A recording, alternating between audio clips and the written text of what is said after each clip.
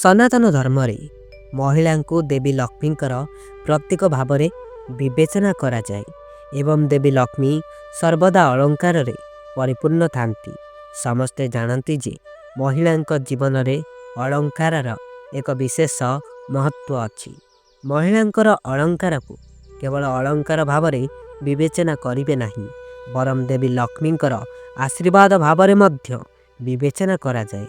ବିବାହ ପରେ ମହିଳାମାନେ ପାଦର ଆଙ୍ଗୁଠି ମୁଦି ପିନ୍ଧିଥାନ୍ତି। ଏକଥା ଆପଣମାନେ ବି ଜାଣିଥିବେ।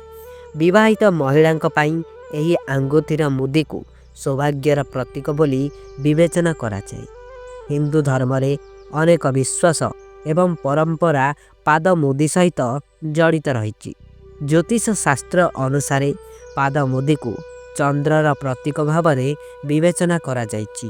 ବିବାହିତ ମହିଳାମାନେ ସବୁବେଳେ ନିଜର ଆଙ୍ଗୁଠିରେ ମୁଦି ପିନ୍ଧନ୍ତି, କିନ୍ତୁ ଯଦି ଏହି ମୁଦି ସେମାନଙ୍କର ଆଙ୍ଗୁଠିରୁ ହଜିଯାଏ ତେବେ କ'ଣ ହେବ?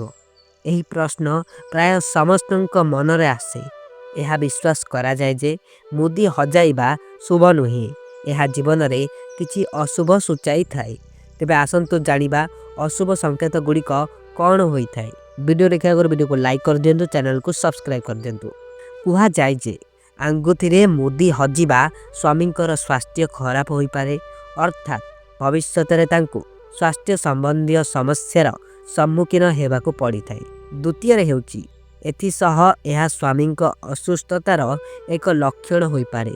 ଏହା ମଧ୍ୟ କୁହାଯାଏ ଯେ ଯଦି ମୁଦିଟି ପାଦରୁ ହଜିଯାଏ ତେବେ ଏହା ସ୍ୱାମୀଙ୍କର ଆର୍ଥିକ ପରିସ୍ଥିତି ଖରାପ ହେବାର ସୂଚନା ମିଳିଥାଏ।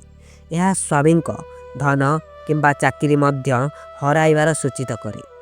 3 ନମ୍ବର ହେଉଛି ଏହା ବିଶ୍ୱାସ କରାଯାଏ ଯେ ମୁଦି ହରାଇବା ସ୍ୱାମୀଙ୍କର ଋଣଗ୍ରସ୍ତ ହେବାର ମଧ୍ୟ ଏକ ସଂକେତ ହୋଇଥାଏ।